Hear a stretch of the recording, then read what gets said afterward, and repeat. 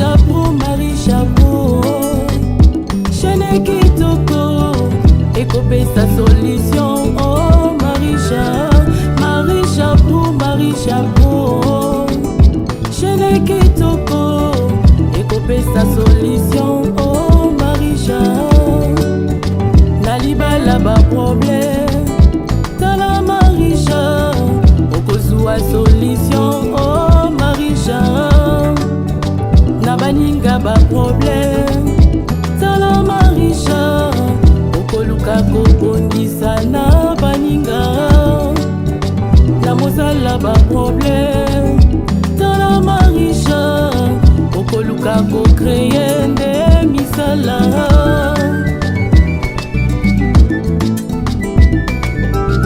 Marie Chapeau, Chene Kitoko, Chena solution. Oh Marie Chapeau, Chene Kitoko, Chena malonga. Oh Marie Chapeau, Nalibala ba problème. Qui vous sera aidé juste après ce point de presse. Le 3 décembre 2020, l'IGF nous envoie un rapport, une note synthèse du rapport d'audit concernant la partie relative à M. Matata. Je réponds à l'IGF pour dire c'est moi qui ai demandé l'audit sur Boukanganos. Conformément aux règles d'usage, vous m'avez envoyé une feuille d'observation pour que je réponde aux interrogations irrélatives. Et j'y ai répondu. La règle internationale en termes d'audit recommande en ce que lorsque le rapport provisoire est établi, qu'on l'envoie à l'audité et que l'audité puisse donner ses avis. Et ceci n'oblige pas l'auditeur à pouvoir absolument prendre en compte les observations de l'audité.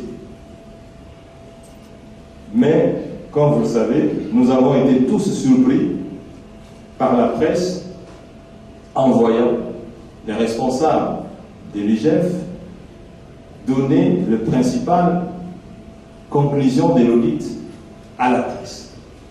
Moi-même, je l'ai aussi appris par la presse. J'ai demandé par téléphone à l'inspecteur général des finances, M. Gilles Alungué, qui a eu le plaisir de me prendre au téléphone le même jour. J'ai dit, je viens de suivre par la presse que vous avez envoyé les rapports d'audit à la justice. Mais moi qui ai commandé ces rapports, je n'ai pas reçu des copies. Et il me dira, demain on vous enverra les rapports. Demain on vous enverra les rapports. J'ai attendu pendant une semaine, je n'ai pas eu de rapport, en dépit de la confirmation de l'inspecteur général des finances. Et j'ai écrit une lettre pour dire, Monsieur l'inspecteur général des finances, vous nous avez promis les rapports, nous n'avons pas reçu, cela fait une semaine, est-ce que vous pouvez nous envoyer ces rapports? En lieu et place du rapport, l'inspecteur général des finances nous enverra une note synthèse du rapport d'audit concernant la partie du Premier ministre honoraire. Je dis bien une note synthèse, parce que vous êtes des professionnels, vous savez ce que c'est la différence entre une note synthèse et le rapport. Curieusement, nous avons vu, toujours par la presse, un communiqué officiel de l'IGF indiquant que l'IGF a envoyé à l'ancien Premier ministre le rapport de la partie le concernant. Vous aurez une copie de cette note synthèse que l'inspecteur général des finances nous a envoyé, et il vous reviendra de faire la différence, parce que le français n'est pas notre langue, entre ce que ça veut dire note synthèse du rapport et les rapports. Et ça, je vous laisse à vous, les professionnels. Certains d'entre vous ont certainement fait la section littéraire, moi j'ai fait la section commerciale, donc je suis mieux outillé pour savoir la différence entre une note synthèse du rapport et le rapport. J'ai reçu la note synthèse, j'ai écrit à l'inspecteur général des finances pour dire, vous m'avez envoyé une note synthèse, et j'ai plutôt demandé les rapports. La réponse, silence radio. Mais pendant ces temps, beaucoup d'interviews sur la presse pour évoquer les questions de détournement. Je pense qu'il était important qu'on puisse réagir, étant donné que, comme je l'ai dit d'emblée, que le mensonge, à force d'être répété, il devient une réalité. Et on comprend d'ailleurs pourquoi, tout au long de cette enquête d'audit, certaines personnes qui échangeaient avec les inspecteurs chargés d'enquêter, ces inspecteurs disaient « Ah, mais vous savez, ce dossier, c'est un dossier politique. » Est-ce que, chers amis de la presse, distingués invités, l'inspection générale des finances a-t-elle une mission d'audit politique? Parce que les inspecteurs, disait-il, il s'agit des dossiers politiques. Et vous comprenez pourquoi les conclusions de cet audit sont effectivement politiques. L'intervention, mesdames et messieurs de la presse, consiste à démontrer, sur base de faits, quelles sont les insuffisances techniques de cet audit. Insuffisance numéro 1. Vous aurez, comme je vous l'ai promis, la note synthèse globale de l'IGF. Vous l'aurez. Mais ici, j'essaie de démontrer, point par point, les insuffisances techniques et professionnelles de ces conclusions. L'IGF affirme qu'il n'existe pas d'étude de faisabilité proprement dit sur le parc agro-circondaire. Il est très étonnant, mes chers amis, que l'IGF, à qui on a remis tous ces documents, arrive à une contre-vérité. D'abord, je voudrais partager avec vous, je sais que vous le savez bien, quelle est la définition d'une étude de faisabilité. Une étude de faisabilité dans la gestion des projets dénote une étude ou une série d'études dont l'objet principal est de vérifier que le projet à mettre en œuvre serait techniquement faisable et économiquement viable.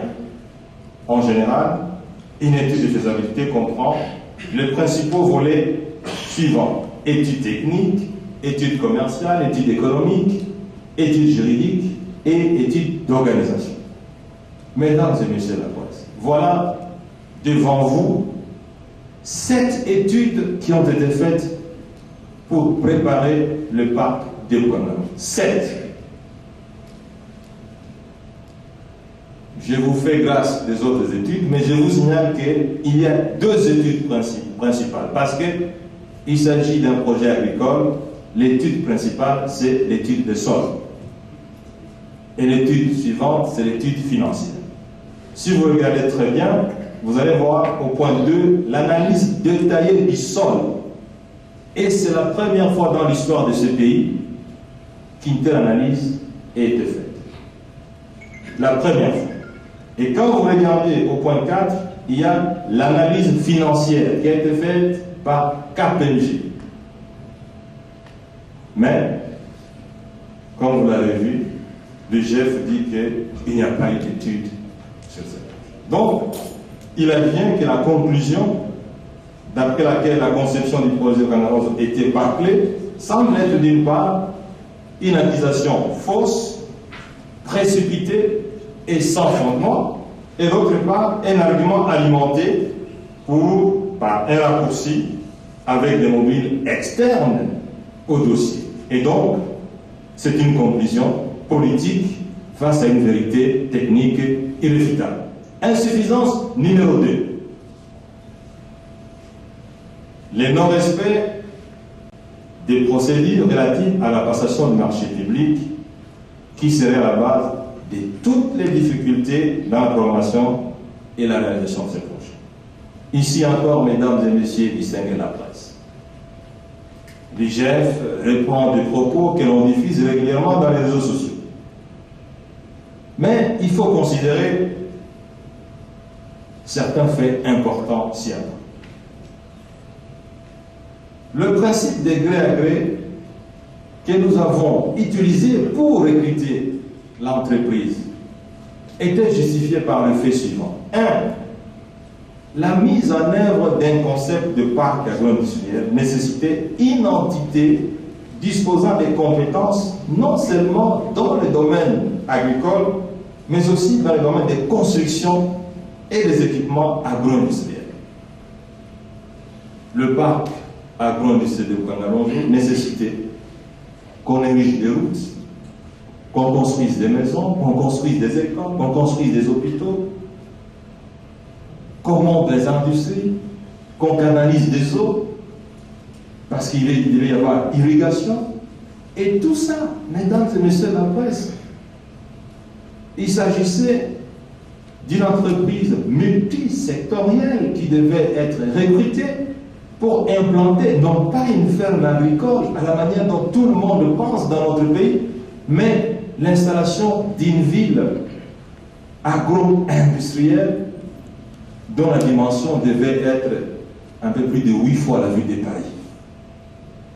Mesdames et messieurs, est-ce que les gens comprennent ce qu'était la grandeur de ce projet?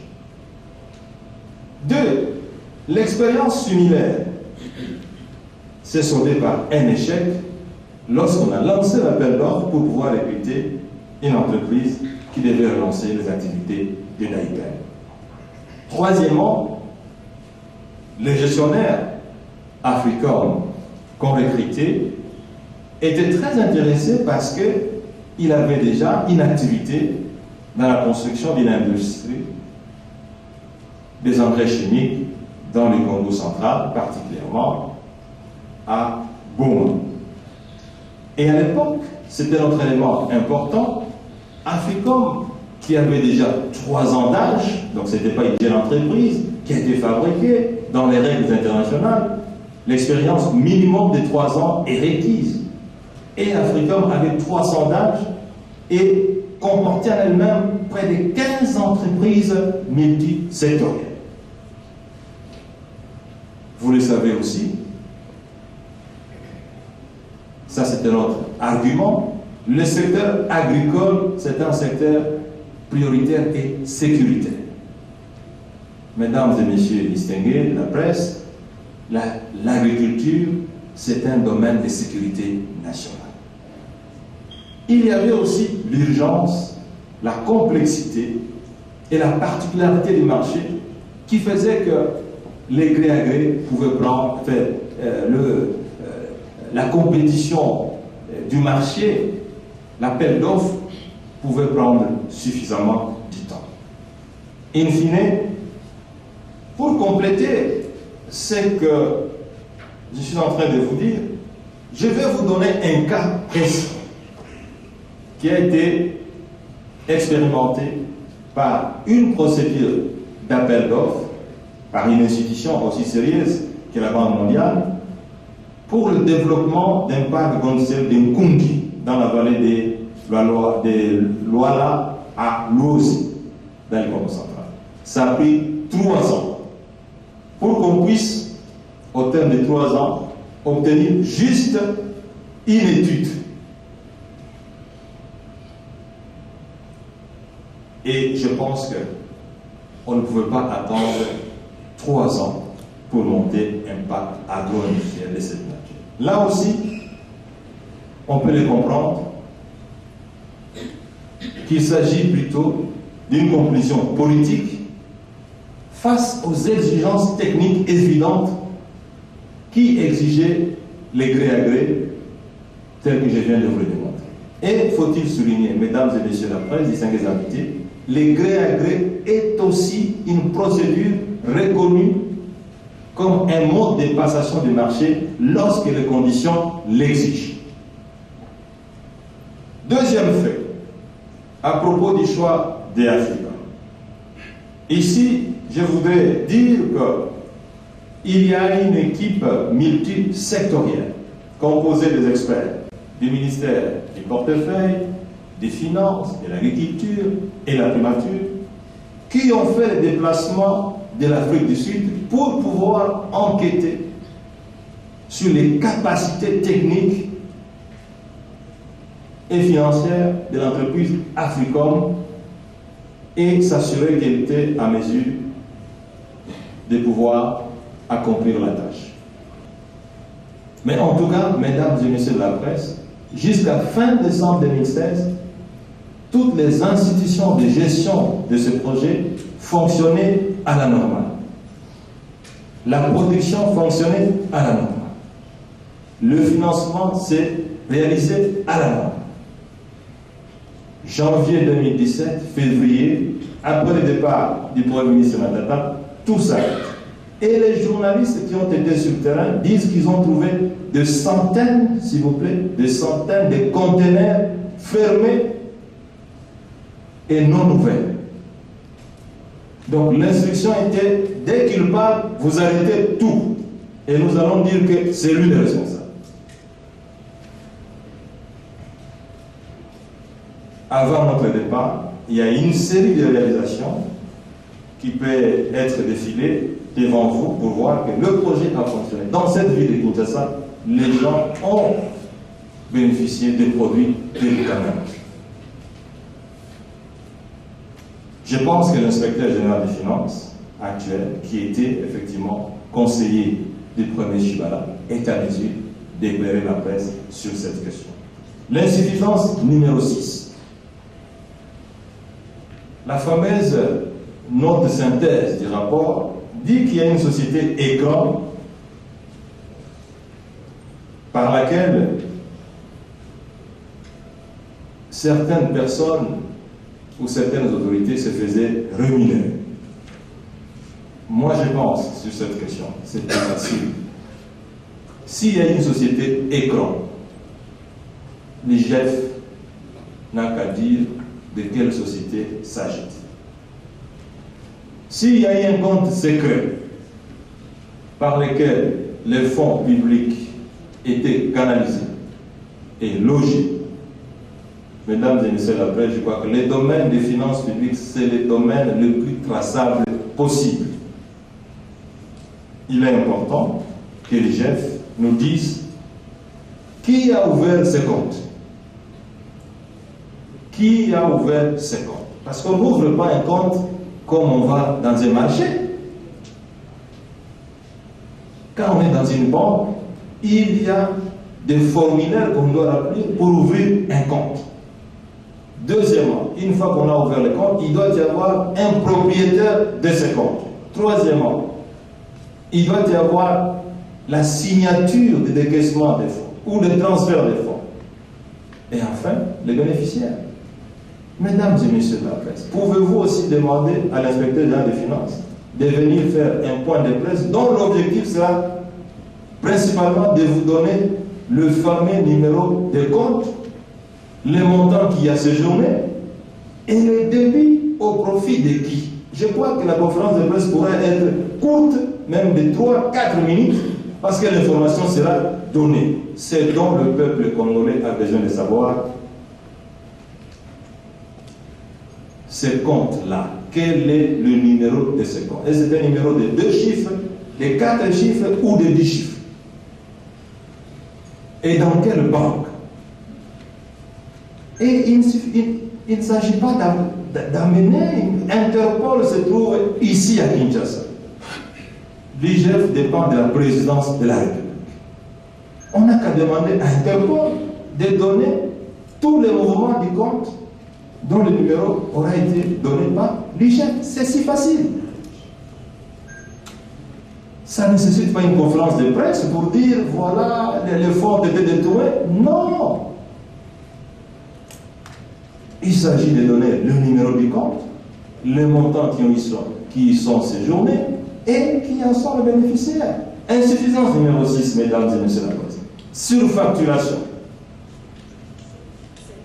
7, voilà. Surfacturation. Mais là aussi, s'il y a une surfacturation, mais quelle est la responsabilité du Premier ministre, madame? Mesdames et messieurs la presse, la surfacturation, ça n'a pas été trouvé par l'UGF, même si l'UGF fait en fait sensation. Ernest Young, un cabinet de réputation internationale, a établi son rapport, n'a jamais fait de point de presse, et là-dedans, il est dit qu'il y a une surfacturation.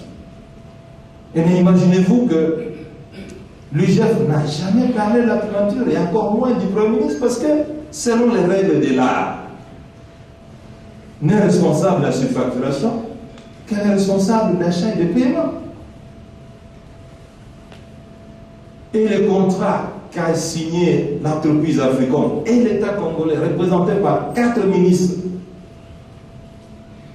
il est dit que l'entreprise est responsable à la fois de la gestion financière et de la gestion technique, donc y compris des achats. Et il n'y a qu'une entreprise africaine qui a effectué tous les achats. Ce dossier a des consonances politiques parce que quand on dit que la conception du parc agro-industriel de Bukangalonzo, c'est une conception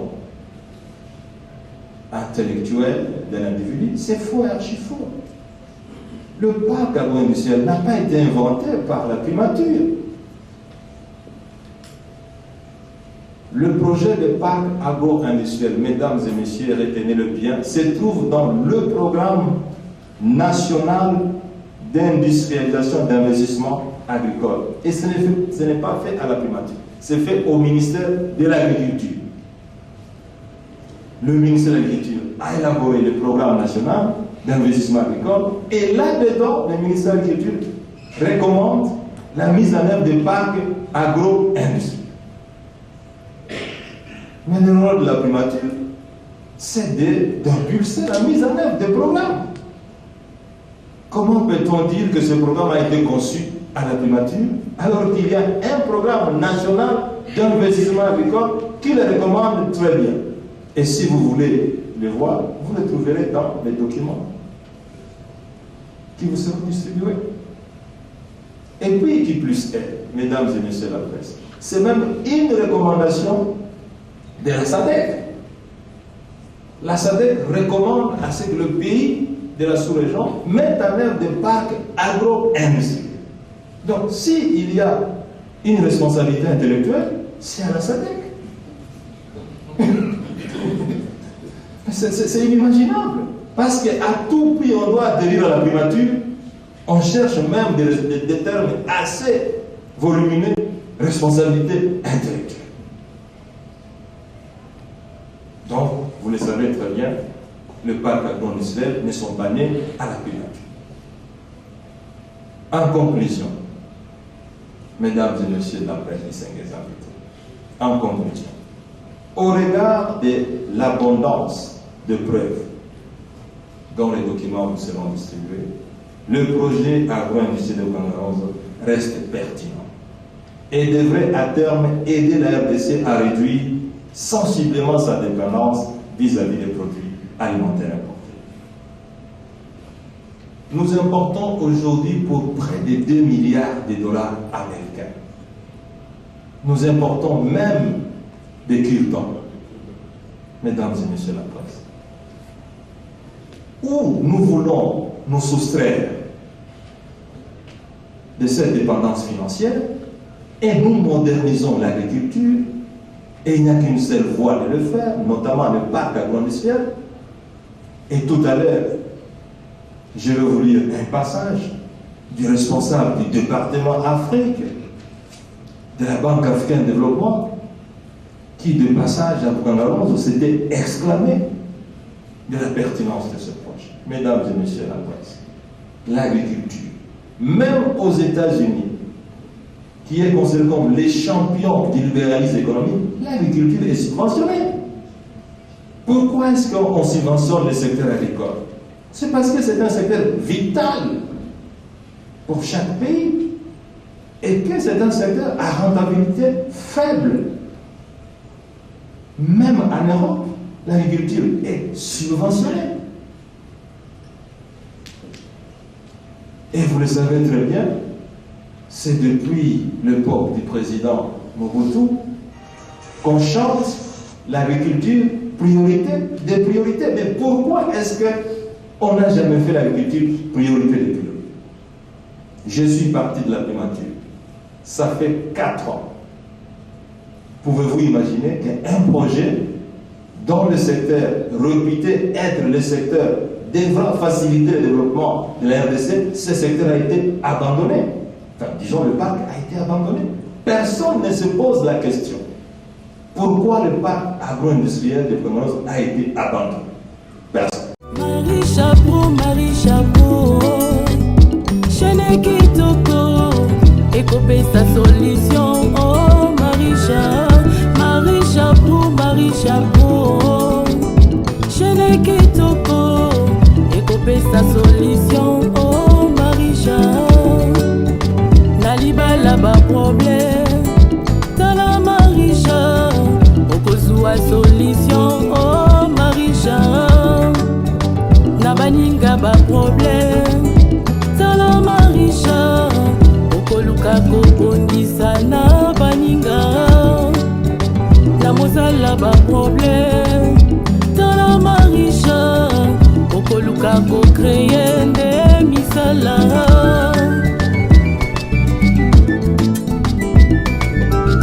Marie Chapeau, Chene Kitoko, Chena solution, oh Marie Chapeau, Chene Kitoko, Chena Malonga.